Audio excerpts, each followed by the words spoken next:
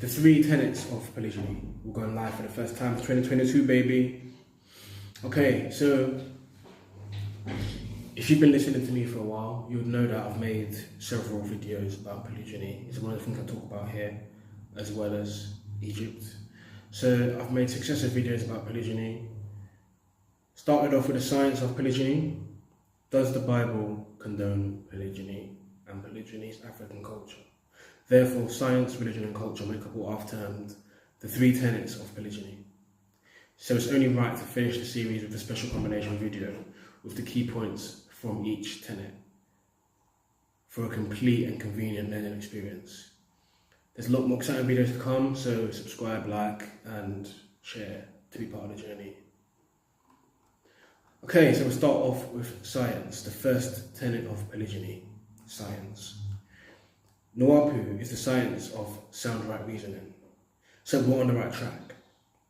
The information here will summarise the main points from my first video in the series, the science of polygyny. Less than 3% of animals are monogamous. Of all the animal species in the world, more than 97% are polygamous, meaning they have multiple partners, multiple mates or partners at the same time. We're seeing this on nature programs. This shows that polygyny is the norm and monogamy is the exception, despite it socially being the standard relationship format of human beings. Humans are indeed part of the animal kingdom, so why should we be any different? To go against polygyny is to go against science and nature. Everything driving us. The underlying fact is that humans have a biological predisposition to polygamy.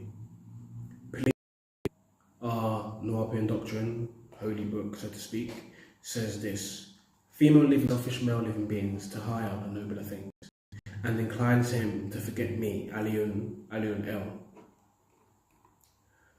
And that's Holy Tablets, chapter 10, 1, verse 95. Without attraction, and that's the first thing, there is no sex, there is no relationship, there is no marriage, and there are no children. We fall in love in three different stages, right? There are three different stages of love. Lust, number 1, attraction, number 2, and attachment, number 3. So, at every stage, it involves a different set of chemicals. Dopamine, serotonin, adrenaline, oxytocin, and vasopressin. So when we start off with them, it gives us a facial hair, it gives us all our male and female differences. Here we're dealing with dopamine, serotonin, adrenaline. And then lastly, the attachment stage, we have oxytocin and vasopressin. Now the Journal of the National Cancer Institute reported that black males produce significantly more testosterone than white males, and testosterone is linked to libido, sex drive, and men with a high testosterone levels have a higher sex drive, and women with low estrogen levels have a low sex drive. This is predominantly within the ages of 7 to 24.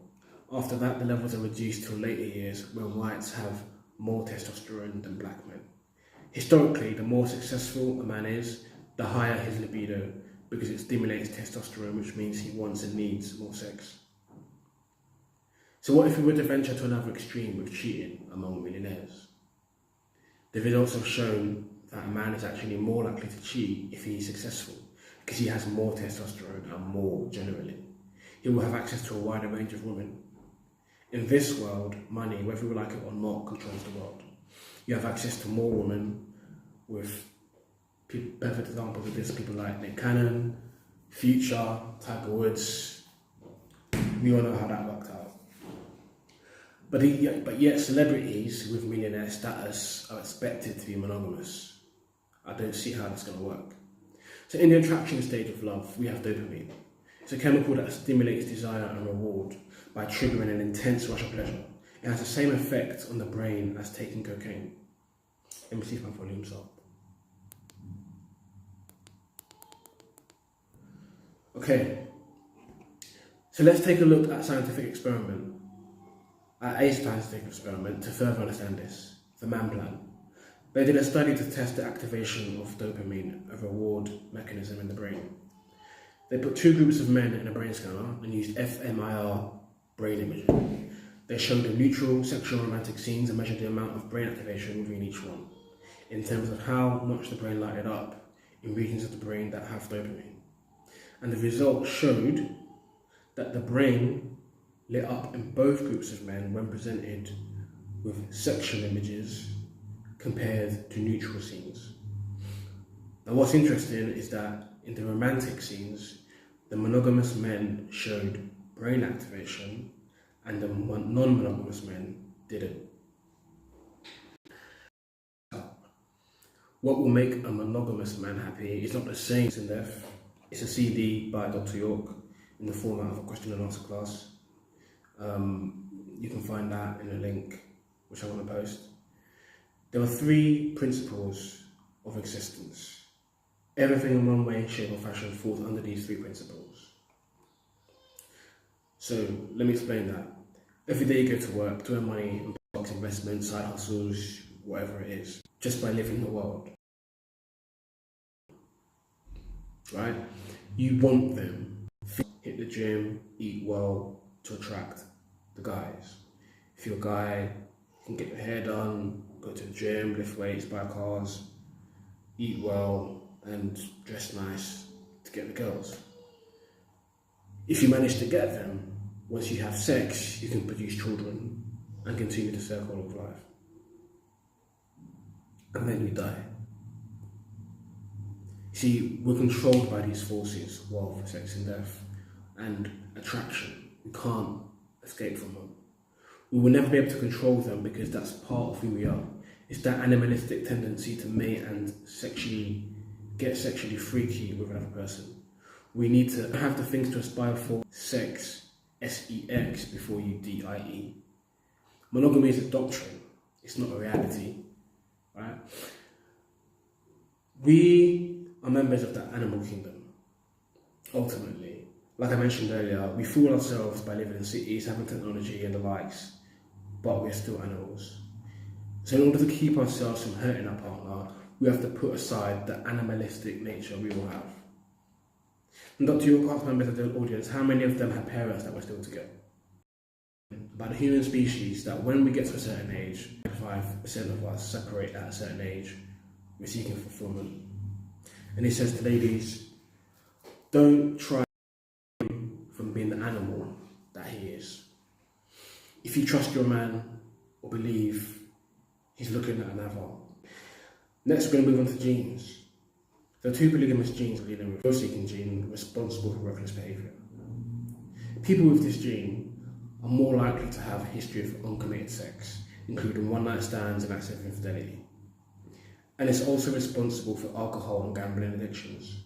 It can influence the brain's chemistry and subsequently an individual's behaviour. The desire to cheat or sleep around seems to originate in the brain's pleasure and reward centre, where the rush of dopamine, which we looked at earlier, motivates those who are vulnerable. See, everyone has this gene, but some people have more than the people too, he said. When the brain's stimulated, drinking alcohol, jumping from planes, having sex, it releases dopamine, the pleasure response hormone. It's rewarding, it makes us excited, it gives us pleasure, said Garcia from the study. But the people with the DRD4 gene need more stimuli to feel satisfied. Satiated, should I say. Some scientists still insist that we have choice. Just because you may have the DRD4 gene doesn't mean you have to go out and cheat. There's a choice involved. Okay? Now, there's an article here, Genetic Code for Monogamy by National Geographic. And it says this: receptors can stop the release of chemicals like oxytocin and vasopressin. It's sort of like a key in a lock. The chemical being the key and the receptor being the lock to stop it. They did a study on a rat species called prairie voles, showing that those with more receptors were more likely to be monogamous, and those with less receptors were more likely to be polygamous. Then they inserted a virus into one of the polygamous rats to create receptors and put it in a cage with its mate and another female. And lo and behold, it went back to its mate. So that shows you some men don't have the brain equipment to remain faithful. Cheating is in our genes, what it says about monogamy. So Helen Fisher, a senior research fellow at the Kinsey Institute, think tank, she did a talk called What Science Says About Monogamy. So even at the risk of death, people are willing to lose their lives committing adultery. Scientists are beginning to find out some biological predispositions, especially in the brain, that seem to predispose some people to adultery. One of them is a set of genes in a vasopressin system called RS334. They did a test in Sweden on 552 men. Some men had no copies of the gene, 1 or 2 copies of the gene. The more copies of the gene you had, the less stable your primary relationship was, right? So men with 2 copies of the gene were more even likely to be unmarried than men with 1 or more. And it says that women are more likely to commit adultery when they are ovulating. So when you think about polygyny as a whole, you got to think of the biological factors too, right? There are reproductive payoffs to more relationships and cheating. We were told to go forth and multiply in our Bible, right? And that creates something called gene flow, which is the movement of genes from one population to another. So if you were to have 2 or more wives, you would have doubled or tripled your DNA going into the next generation. And it would be systematically easier to have more children. Hence, those children will inherit and pass on the genetics from you, and they'll also have who pass what he called polygyny complements the African gene structure. They say that men and women are inexorably, which means relentlessly and unstoppably drawn to one another, right? Sexual attraction is more powerful than people realise. The magnetism which draws men and women together is a force here, by the way. I made a video on that too. And lastly, the Anunnaki tampered with our genes. You may be familiar with them. We're talking about people like Ninti. Sex drive, our libido is higher, which we know make us more sexual. These stories are referenced in the Sumerian tablets and the works of scholars which you can read up on, like Zachariah Sitchin, right? If you're aware of the Adana project, if you're an Wapian, and the existence of extra biological entities, for genetic intervention by the gods, we actually include genetic mutation, and scientists confirm they are weaker than us genetically. And that's not racist, it's simply a fact, right? So we're coming to the end of the science part. Lastly, we're going to deal with the shortage of black men. In the world, I can't prove this, roughly the ratio is of men and women, 51.5% female, 48.5% male. If you're looking at 100 times, 8 female children, 1 boy, all under the age of 8. There might be 2. That's crazy. And I know several families with 5 girls. So if that's just my apartment, that makes that ratio even more likely. Apart from the naturally occurring higher rate of females being born, so they say, sociological factors also decrease the numbers of eligible males, e.g. gay men, men in prison, men who die in wars and doing dangerous work. If every man gets married, there will be plenty of single women left over. And what has to become of these women? You see, in this society that has shunned polygyny, the only thing that can come of it is that these women will remain the side chicks or mistresses to the married men or men like Kevin Samuels, who says, will die alone. See, in polygyny, a capable man can marry up to 4 wives, reducing the number of females and multiply his seed, creating genetic variants, gene flow, helping him to survive. So we have to use maths, primarily function of division, to divide up the woman across the females. Biologically, women are advised to have their children by age 35 at the latest to avoid high-risk pregnancies. Childbearing really for the top 20% of men, with hotter, younger women in their early 20s. It's biological. Men, on the other hand, can father multiple children at the same time, and in their later years, unlike women. Okay, that's the first part. We're getting in today. So, second part, the second tenet of polygyny is religion. The information presented here in the video, does the Bible contain polygyny? There seems to be a big misunderstanding by people when the subject of polygyny is mentioned in the Bible. Most people, if they've been raised a Christian, know full well that polygyny occurs and is condoned throughout the Bible. So why is there such an objection of Christian women from accepting polygyny if they can claim to believe in God and follow the Bible? Polygamy is permitted and regulated in all three monotheistic religions: Judaism, Christianity, and Islam. So why can't people live happily in polygynous marriages if their God has allowed it?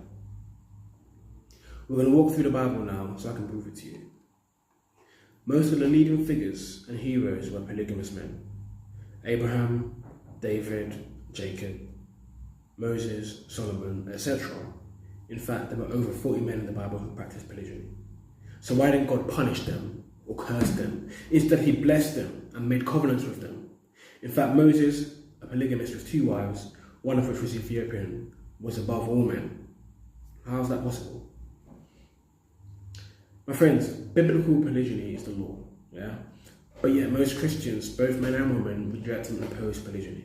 It's because they're not in the truth and because they don't have the Spirit of God. They don't believe in the Bible and are opposing God's word.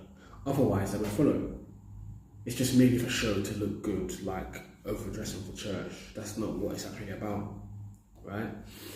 Jesus' followers were never called Christians. They were Jews who prayed in synagogues. So in actual fact, Christians never had any foundations with God to begin with. It was a Roman fabrication, which the world is blindly for.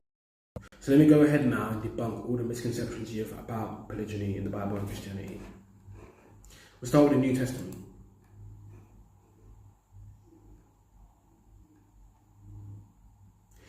One of the first things people say, or try and say, is that polygyny became obsolete in the New Testament.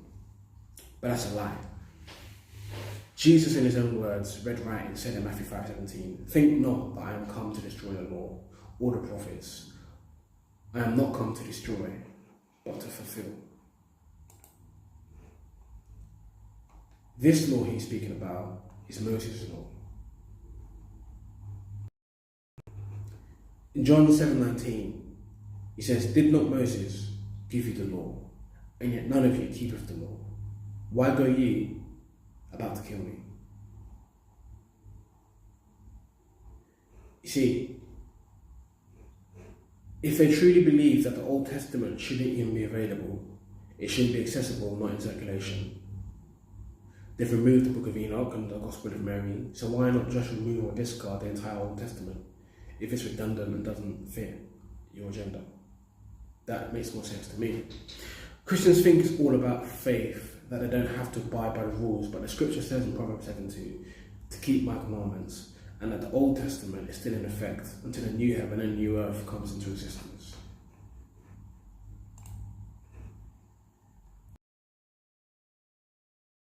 I just want to go ahead and check.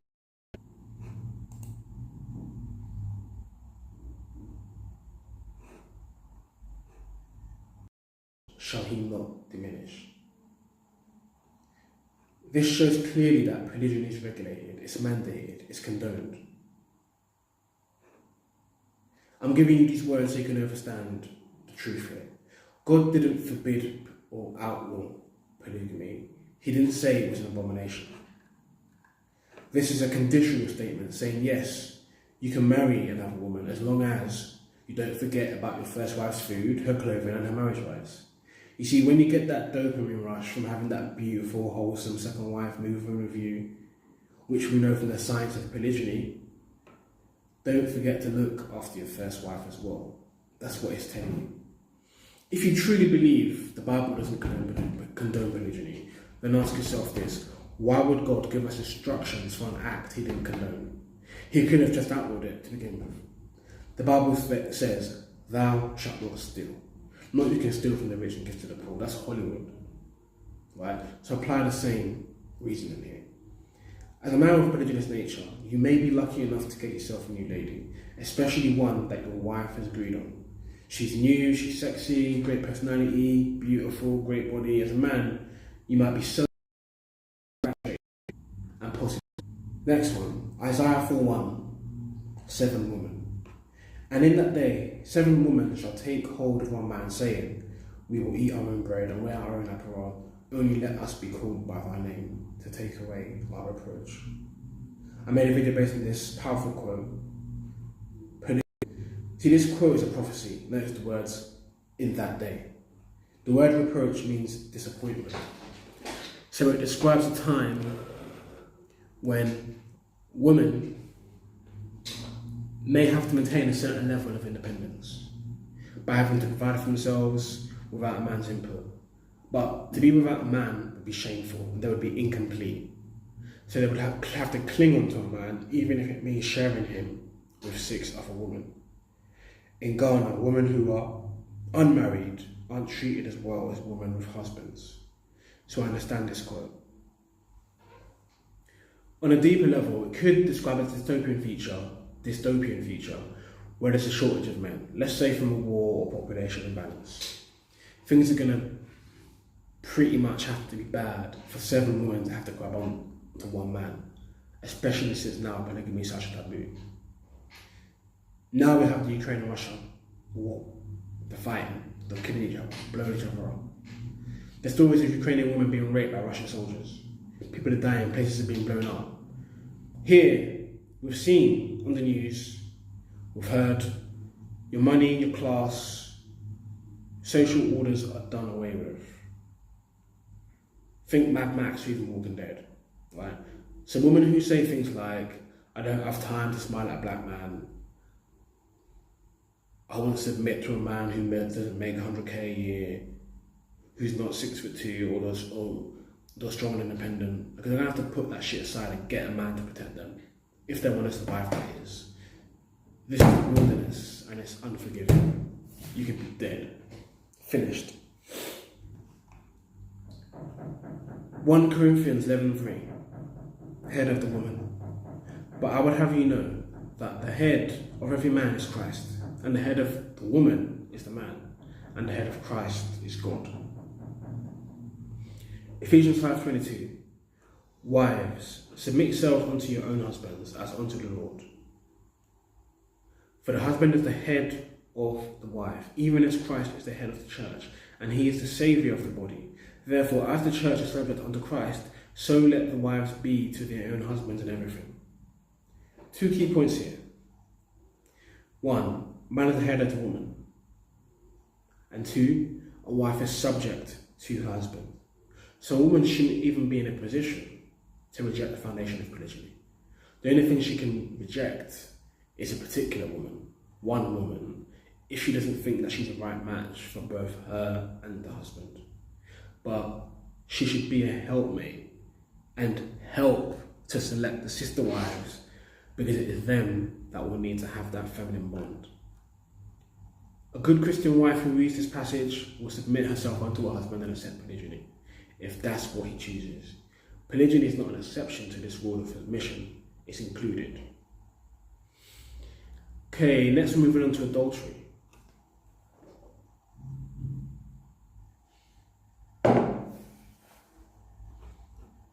Exodus 20:14. Thou shalt not commit adultery.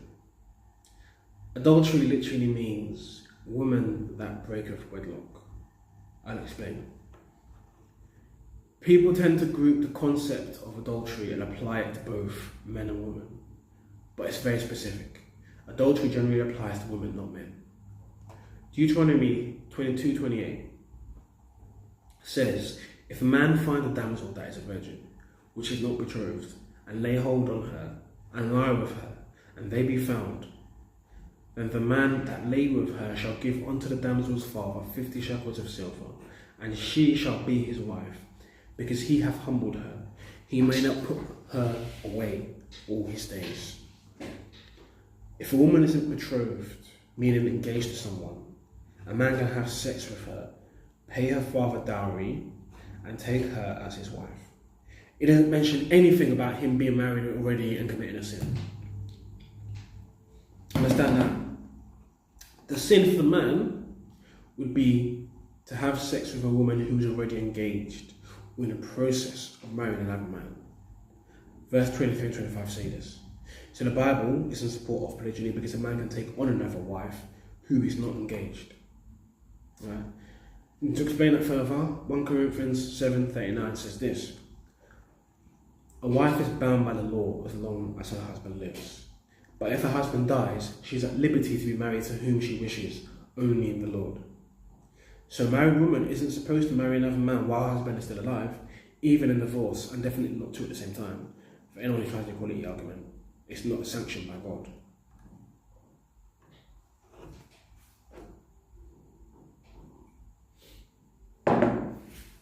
One flesh. Genesis 2:24. Therefore shall a man leave his father and his mother, and shall cleave unto his wife, and they shall be one flesh. Many people use this quote to suggest this is the monogamous framework God set for marriage. Wrong. This was at the dawn of creation, at a reconstruction period. It doesn't apply to the rest of time. You have to use the Bible to interpret the Bible. Right? So when a married man who is one flesh with his wife has sexual relations with another woman, that doesn't negate his being one flesh with the wife. He has an individual marriage with each one of his wives, making several marriages. It's called polygyny, that natural rule of the African family fat structure. 1 Corinthians 6:16 reveals that a man can be one body even with a harlot. So if a man can become one body with a harlot, that proves he can be one body of one flesh with an additional wife, without negating his being one flesh with the first wife. And verse 17 goes on to say, but he that is joined unto the Lord is one spirit. As every Christian is joined as one spirit with the Lord is the nucleus, forming multiple relationships with each of his followers, as a polygynous man with each of his wives.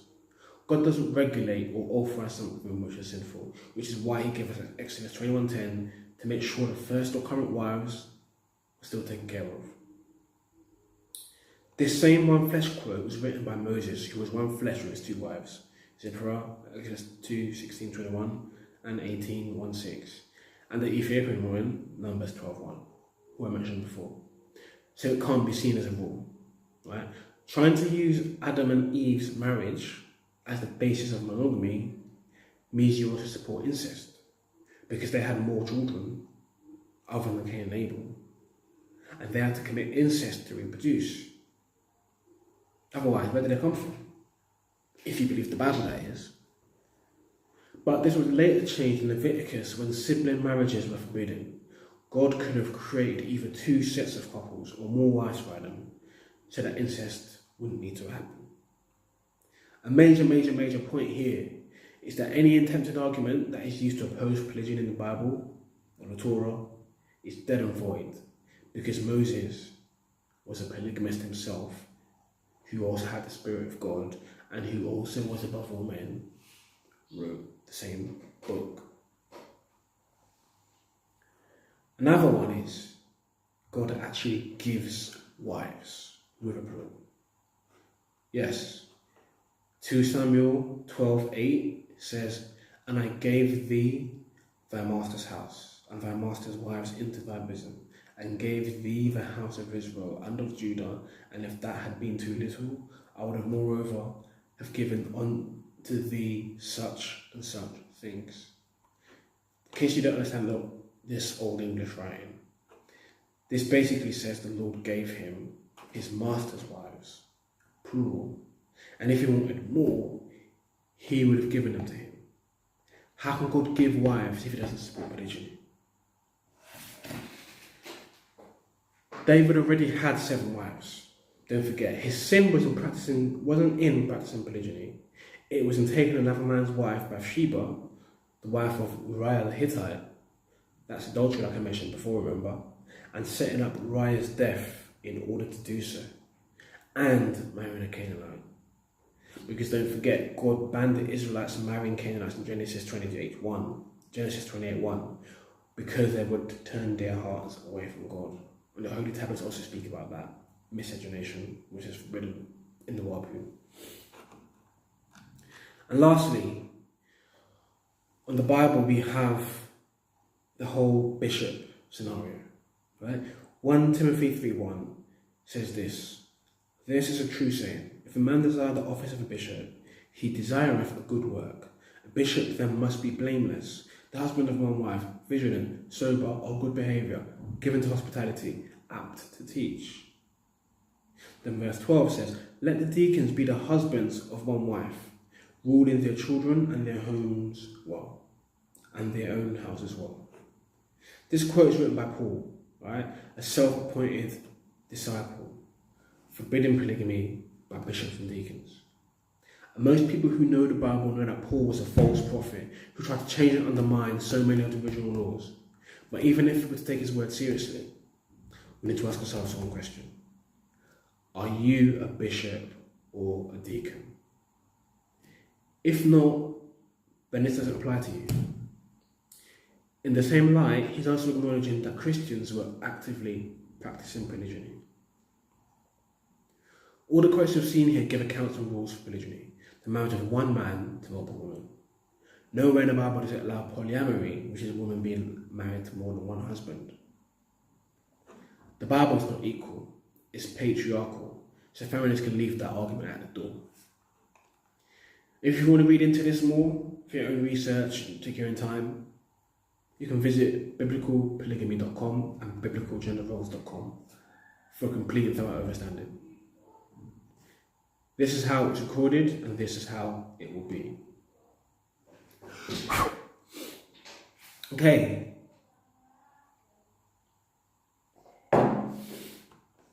The third and final tenet of polygyny is culture. So we're going to dive into the practice of polygyny on the continent of Africa, both historically and present day. Science and religion are two very strong tenets in their own right. They carry serious weight. And I can't condone anyone who doesn't recognise the scientific or religious tenets of polygyny. But to deny the African tenet of polygyny, for me, it's a damn shame to Mother Africa, to your ancestors and to yourself. If done properly, polygyny can be beautiful, fulfilling and fruitful. And I think it's a worthy aim of any man with vision, guts, and who puts his family first. Polygamy is the natural order of the African family structure. It's such a powerful statement because it's so true. It's a blueprint for what works, and it doesn't leave room for anything else. Elijah Baloyi, a theology lecturer at the University of South Africa, says this: "Polygamy is a phenomenon often associated with African people. In almost all African societies, polygamy is an acceptable and valid form of marriage. In fact, monogamy has been associated with people of lower social status." Polygyny has been practiced in most parts of the world throughout history, but nowhere is it more famous and prevalent than in Africa. In fact, of the 297 African societies included in a sample by Murdoch, polygyny was practiced in 284 of them. That's 97% family. That 97% is the same number we saw earlier in the science of polygamy as the number of species on the planet who are non-monogamous. That can't be a coincidence. So Africans in this regard are living in line with natural nature, where we're in tune. So throughout the African polygyny belt, stretching from Senegal in the west to Tanzania in the east, as many as a third to a half of married men are in polygamous unions, and polygyny is especially found in West Africa. So it doesn't matter which African country you're in, it's a common occurrence among African peoples. And like I mentioned, the renowned healer Dr. Sebi earlier, he treats his patients using his African biomineral balance method. It's a therapeutic approach that complements the African gene structure. Hence, polygyny is a marriage construct that complements the African sexual nature of the man and protects the family structure. In most African countries, polygamy is also recognised and regulated by the civil law that allows a man to marry up to 4 women under certain conditions, including the financial, let me change my market move. Including the financial capacity to support the multiple wives and families. In We Want for Our Sisters What We Want for Ourselves, African American Woman Who Practiced Polygyny by Consent, written by Patricia Dixon Spear, she talks about how Harriet Tubman came back 29 times to free the slaves, over 300 of them. She couldn't have done that without love. Risking her life and freedom, time and time again, travelling in carriages or by foot, exposed to the elements. That takes love, family. The root of polygyny is love. It is marriage. And what is marriage? Marriage is the bedrock of our society, and without it, everything else fails. Black women need to get to a place, and this is her words, Patricia Dixon Spear. Black women need to get to a place where they love and care about each other, in an extension of self, faith, and trust in God. There's a large percentage of black women across the world who are single or married. A woman can share her husband with another suitable sister wife if the couple vet her properly, and give another woman the chance of having a husband. Hence the term, we want for our sisters what we want for ourselves. Do you get it now? The truth is, people are sharing their husbands anyway. How many women have been so-called cheated on? And how many times has it happened? After all this stepping out, why can't black women do the honourable thing, or even women in general, and just bring in a sister wife? You see, we tend to think that polygyny is all about sex, but men are doing that anyway with side chicks and mistresses. But what polygyny is really about is wealth and nation building.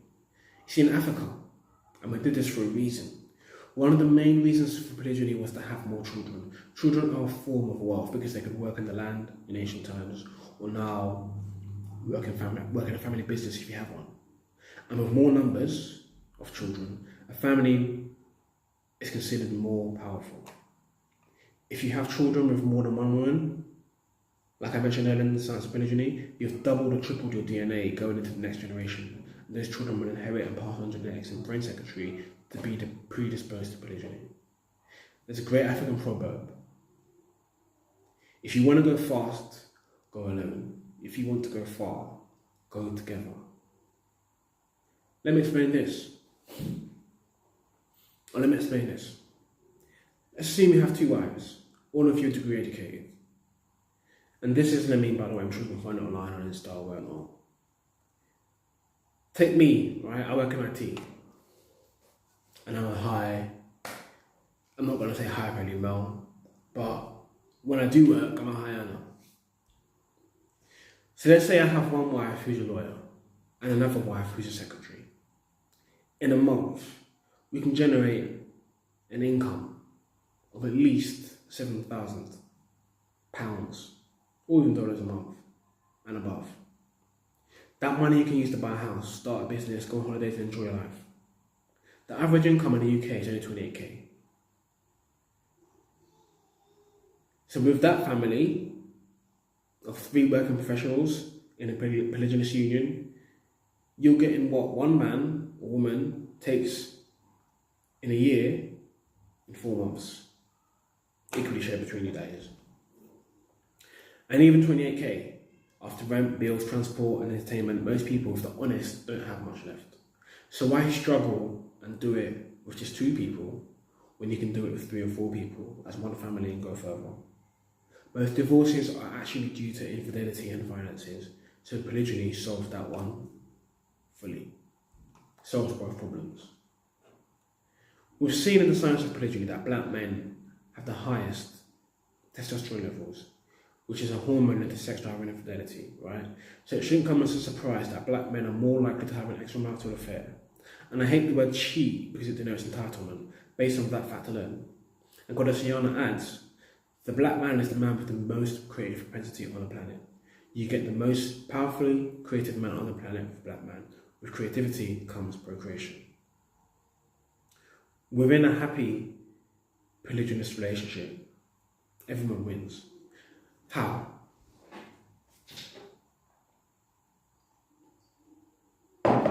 First of all, the man can bear more children, fulfill his sexual desires. The women are happier because they will have a lifelong sister, wife, or friend. They don't have the stress of knowing their husband is cheating. They know he's with the other wife, know exactly where he is, and have therefore given up the whole notion that they own the man, so only she has access to him. And that's essentially what breaks people's hearts and gets them mad when they find out that their man is cheating. They will have, and this is the woman now, the woman will have each other to look after their home.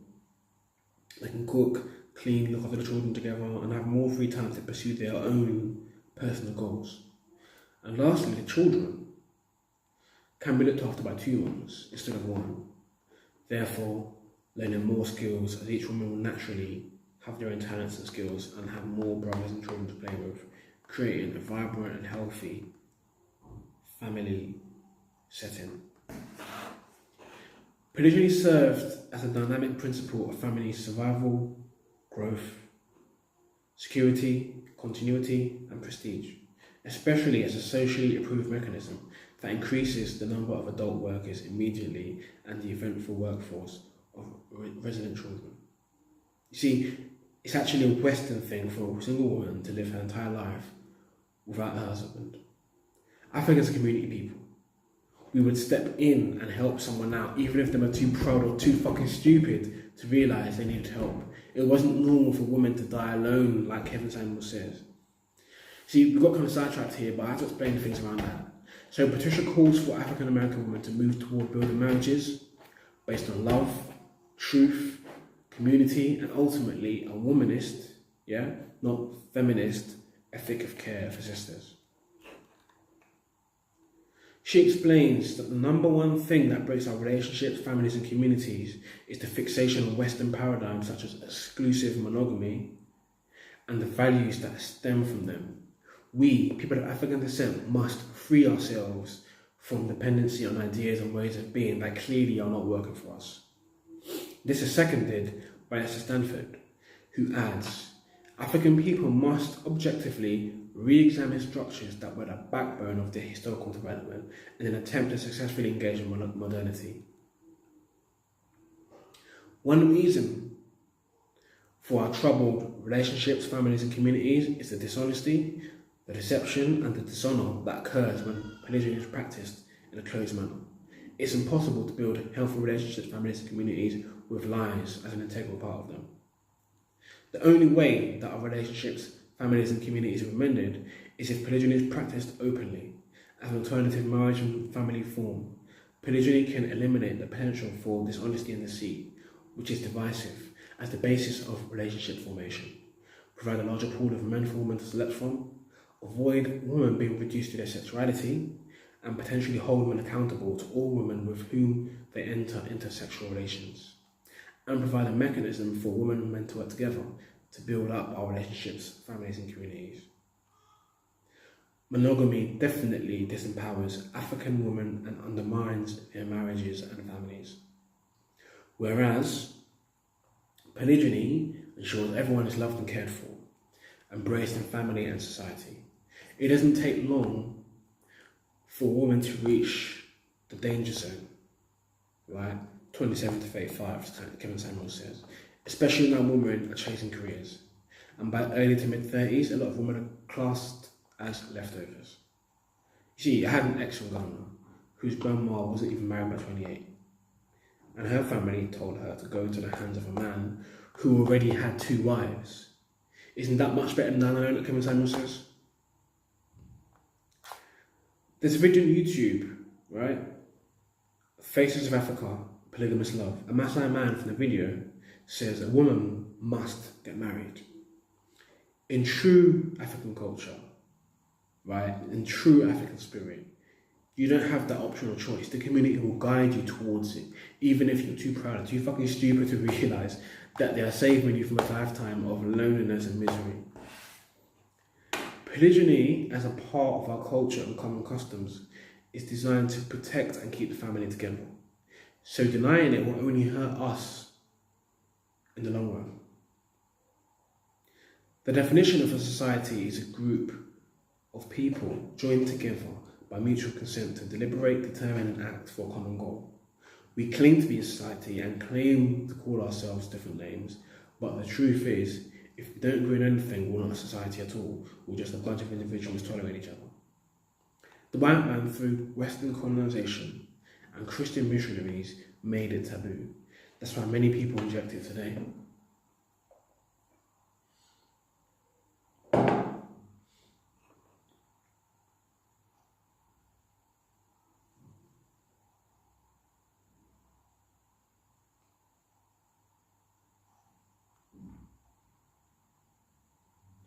There were also issues with inheritance among the wives and their children, so many people grew to dislike it. It's funny how a lot of people speak out against polygyny, but don't say anything when it comes to gay marriage, especially when the Bible forbids it. Gradually, right, monogamy became the norm and polygyny became less popular. Africans became indoctrinated to follow the white man in all his ways. Dr. York wrote in AEO magazine, because of the way the Caucasian and modern society is set up, most of us today live in a situation where we have one wife or husband our whole lives. People try to fool the outside world into thinking they are happy. However, living under the system makes many people totally miserable. Then because men are living under this under this prison of monogamy, they end up, in his words, whoring around with the next door neighbour, going to singles bars, or are sexually frustrated. But they will make you feel guilty for being an African, for living in a culture where you may have had more than one wife and where your sexuality was not restricted. They say that blacks are overly sexual, Latinos are overly sexual, Orientals are overly sexual, when in actuality, it's he, the white man, who's undersexual. Right? So let's go on now to discuss the way polygyny is practiced in various parts of Africa. In Gambia, the smiling coast of Africa, polygyny is done mostly under Islam, as the Gambia is predominantly a Muslim country. Islamic tradition allows a man to marry up to 4 wives. The highest status wife is the first wife. Usually, a man's first wife will be a woman about his same age, but other wives who are married over the years tend to be much younger and in some cases can be over half their age, partly due to the fact that older men marry available younger women. Men tend to marry at an older age, average age of 29, than women who marry at an average age of 19. Ghana's first president, Kwame Nkrumah, wrote in his autobiography that, however unconventional and unsatisfactory this way of life may appear to those who are confirmed monogamists, and without in any way trying to defend my own sex, it is a frequently accepted fact that man is naturally polygamous.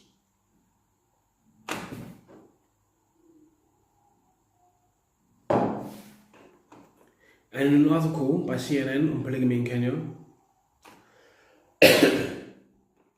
they confirm that polygamy already is a common fixture among many cultures in Kenya and in some other African countries. Among the traditional Kikuyu, it is the wife who looks for a second wife or husband. Wangere told IWPR, this is because it is a woman's duty to till land, while men traditionally herd cattle and go for war and raids. When the task of tilling land becomes too much, a Kikuyu woman would go and look for a co-wife to help her till the land. An amendment to a marriage bill was passed in 2014, which brought civil law, where a man was not only allowed one wife, into line with customary law, where some cultures allow multiple partners. So most polygynous marriages in Africa are actually done under customary law, which is traditional law, such as dowry payment when you get a new wife. They say President Uhuru Kenyatta signed the polygamy measure into law, formally recognising what has long been a cultural practice in the nation of Kenya. The bill is long overdue because polygamous unions were previously not regarded as equal to regular marriages. And they're the politicians saying that we are happy with the new law because finally all marriages are being treated equally. A customary marriage is celebrated in accordance with the customs of one or both of the communities of the parties and is polygamous or potentially polygamous. So what's happened is, though polygamy is part of the quote-unquote culture, it didn't have the legal rights attached to it until 2014. So well done to Kenya for that, and the other African countries and the other African nations that are yet to follow. See, the Maasai of Kenya, right, are traditionally polygamous, with old and young men taking up to 3, 4 or more wives in their lifetime. The need for a second or third wife is not always for the man's satisfaction, but for the good of the homestead and other women. A Maasai elder called Mzee Kidonyo says, "Having just one wife is bad. I would not have as many children and cows."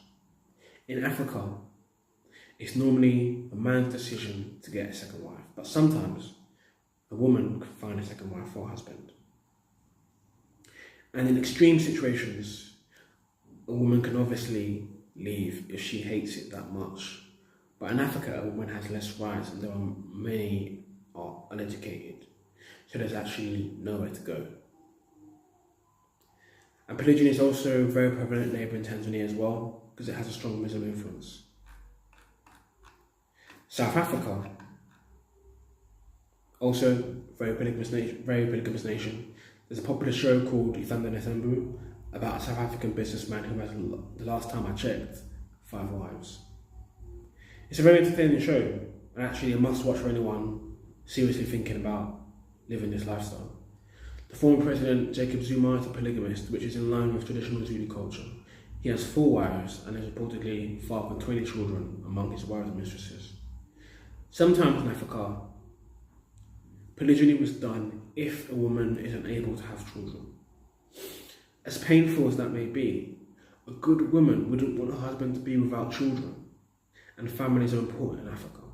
So someone would arrange for a second wife for him to bring forth his seed, so he doesn't remain childless at all. In her words, and she said, "This is nothing new.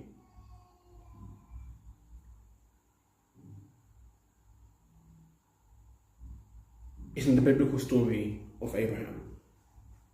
When his wife Sarah could bear him no children, in her words, she said, 'The Lord has kept me from having children. Go, sleep with my slave. Perhaps I can build a family through her.'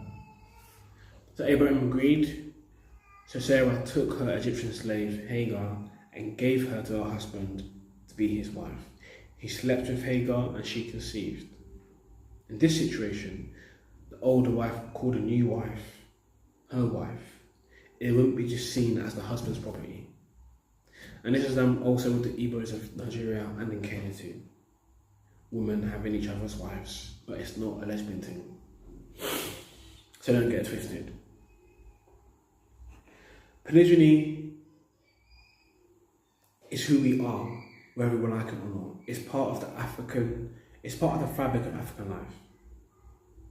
Some people come from polygamous families. So as men, it's natural to us and you grow up wanting it. It's in your brain circuitry, like I've said before, developed, taken from your dad or your grandparents who might have been polygamous. So we can either accept it and create a system with boundaries that's designed to work for everyone, or continue to play dumb and suffer the consequences. The choice is ours to make. Most of our grandparents were in polygamous marriages and they made it work. Now it's common for people to say they have half brothers and half sisters, but no mention of a polygamous union between them. Monogamy is really a Eurocentric practice that has nothing to do with us as Africans. Same as war in Ukraine has nothing to do with us as Africans. We should just get the hell out and leave them to it. Today, most white populations don't practice polygyny because it's legal and not part of their culture. Only small handfuls of groups such as the Mormons in America and individuals practice polygyny. And one of the results of this is a low birth rate. You see, European countries like Denmark, Italy, Spain have a low birth rate, and they have to resort to appointing literal sex ministers and give them all sorts of incentives to urge people to reproduce. That's not normal. We should be even more encouraged to keep doing polygyny, knowing this, that our communities, our families, our nations will thrive. Because the white men, call it apocalyptic. They're worried that they'll go extinct because of the low birth rate, literally. But what's happened is there seems to be a battle in African countries between traditional versus Christian values. Africa has to decide which one it follows, because like the Bible says, a man cannot serve two masters. He will love one and hate the other. I've made a conscious decision to explore and live by the way of my ancestors, me, Shakes, seven-star child.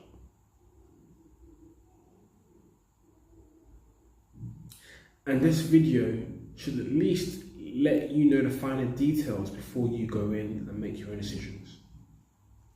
We're coming to the end of this live stream now. My closing message for the woman is, why not be married to the man so he's accountable for you? And why not become a sister wife so you can offer your wifely duties to serve and aid that man in his mission? Why not become a sister wife and have a lifelong friend and family member to bond with? You see, in polygyny, you don't have to worry about who your man is with. You know he's with the other wife. Woman, there's a peace of mind that comes with this. Shout out to Biblical Gender Roles, whose headline is, "Peace comes when living the way our Creator designed us." But it seems to me that black women don't want peace, because on the number scale, many don't accept it. In polygyny, a man can love his multiple wives uniquely, not equally, because they're not all the same. There's an obvious need for polygyny because there is just a lot more women on the planet. We've seen the ratios above. And lifestyle factors also contribute to the imbalance. So we're left with a smaller pool of highly eligible bachelors, and 8% of women want this top 20% of men. And if they're lucky to find one, they're too stupid and selfish to think they should have him all to himself, to herself, to themselves. That will only end in heartache, and we've seen that time and time again. Women become forced to compete for men, which is unnatural for them, and it becomes impossible to build healthy relationships, families and communities under a framework which goes against science, religion and culture. The 3 tenets of polygyny. Fam, hope you enjoyed my first live stream. I'm going to go check it out, add some bits to it if need be. Stay tuned, we've got more exciting videos coming up. The next video I'll release, and I've been waiting for this, is polygyny, who will stand up for the truth. That is going to be a banger. So if you haven't subscribed now, like, share, comment, subscribe. Enjoy your weekend. Peace.